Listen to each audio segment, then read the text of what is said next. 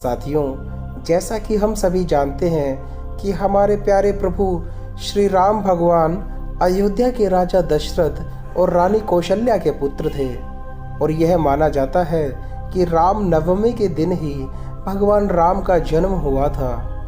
रामायण की रचना सर्वप्रथम महर्षि वाल्मीकि ने की थी, वगैरह वगैरह। ये सभी तथ्य भगवान राम के जीवन के बारे में बिल्कुल मूलभूत हैं और हम सभी इन्हें जानते भी हैं। लेकिन आज के इस वीडियो का उद्देश्य आप सभी को भगवान राम के बारे में मूलभूत तथ्य बताने का नहीं है, अपितु भगवान राम के जीवन से जुड़े हुए अनजान और गूढ़ रहस्यों से पर्दा उठाना है।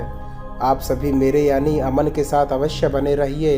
इस वीडियो के अंत तक हम सभी भगवान राम के जीवन के बारे में ऐसे तथ्य जानेंगे जिनसे अभी भी अधिकतर लोग अनजान हैं। भगवान विष्णु के 7वें अवतार।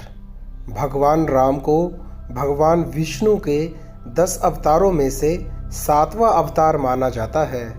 भगवान राम से पहले भगवान विष्णु ने मत्स्य यानी मछली, कूर्म यानी कछुआ, वराह यानी सूअर, नरसिंह यानी मनुष्य एवं सिंह, वामन यानी बोना और परशुराम के रूप में, जबकि बाद में कृष्ण, बुद्ध और कल्कि, जिनका अवतार होना अभी बाकी है, के रूप में अवतार लिया था। सबसे पुराने मानवीय देवता। भगवान राम को मानव रूप में पूजे जाने वाले सबसे पुराने देवता के रूप में जाना जाता है, क्योंकि भगवान राम का जन्म त्रेता युग में हुआ था और ऐसा माना जाता है कि त्रेता युग की समाप्ति आज से करीब 12,96,000 साल पहले हो चुकी है। त्रेता युग में भगवान विष्णु ने भगवान राम के अलावा वामन और परशुराम के रूप में भी अवतार लिया था। भगवान विष्णु का 394वां नाम। विष्णु सहस्त्र नाम नामक पुस्तक में भगवान विष्णु के 1000 नामों की सूची दी गई है। इस सूची के अनुसार राम भगवान विष्णु का 394वां नाम है। भगवान राम का नामकरण। भगवान राम का नामकरण रघुवंशियों के गुरु महर्षि वशिष्ठ ने किया था। वशिष्ठ के अनुसार राम शब्द 2 बीजाक्षरों अग्नि बीज और अमृत बीज से मिलकर बना है। ये अक्षर दिमाग, शरीर और आत्मा को शक्ति प्रदान करते हैं। राम नाम का 3 बार उच्चारण हजारों देवताओं को स्मरण करने के समान है।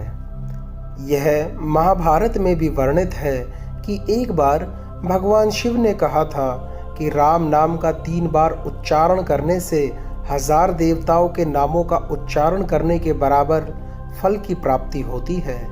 आपको यह जानकर अत्यधिक आश्चर्य होगा कि भगवान शिव भी ध्यान अवस्था में भगवान राम के ही नाम का उच्चारण किया करते हैं।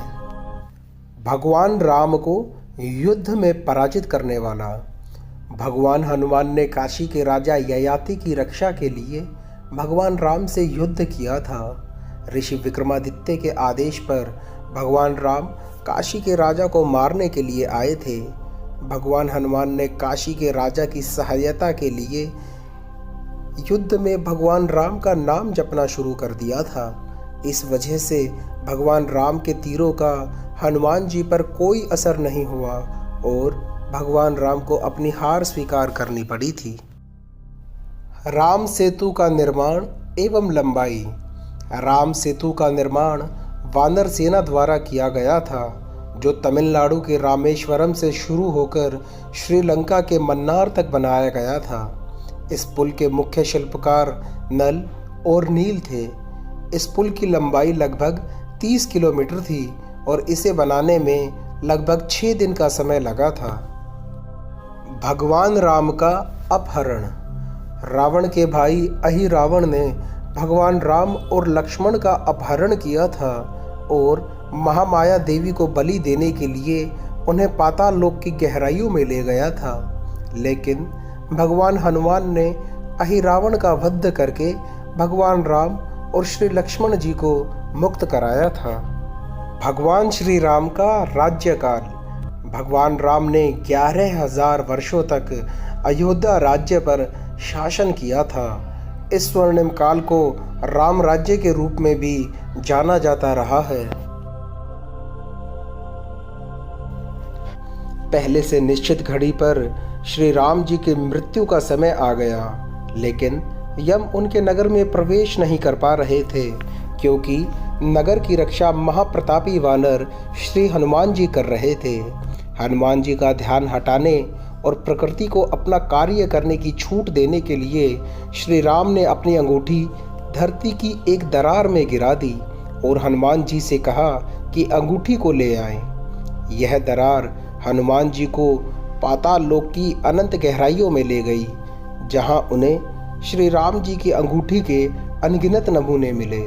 पाताल लोक के रक्षक ने बताया, जब भी एक अंगूठी यहाँ गिरती है, एक वानर उसके पीछे पीछे आता है और हमें यह पता चल जाता है कि श्री राम जी की मृत्यु का समय आ गया है।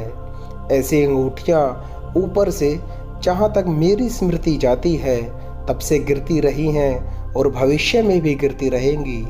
जब तक जीवन का पहिया घूमता है, पुराने संसार मरते हैं और नए संसारों का पुनर्जन्म होता रहता है। प्रिय साथियों और प्रेमी भक्तजनों, प्रभु श्री राम के जीवन से जुड़े हुए अनजान तथ्यों से पर्दा उठाने का यह विषय यहीं समाप्त होता है। आशा करता हूँ कि आपको यह वीडियो बहुत अच्छी लगी होगी और अब वीडियो उस पड़ाव पर पहुँच चुकी है जहाँ आप सभी से विदाई लेने का वक्त आ गया है। आप सभी से विदाई लेने से पहले और अपनी वाणी को विराम देने से पहले मैं आप सभी से यह आग्रह करना चाहता हूँ कि यदि यह वीडियो आपको अच्छी लगी और ज्ञानवर्धक मालूम होती है तो कृपया करके इस ज्ञान को अपने तक सीमित मत रखिए। इस ज्ञान को अपने परिजनों और सगे संबंधियों तक पहुँचाने के लिए अधिक से अधिक शेयर करें। आगे तो आप सभी लोगों की मर्जी है। मैं अब आपसे विदाई लेता हूँ और अपनी वाणी को विराम देता हूँ।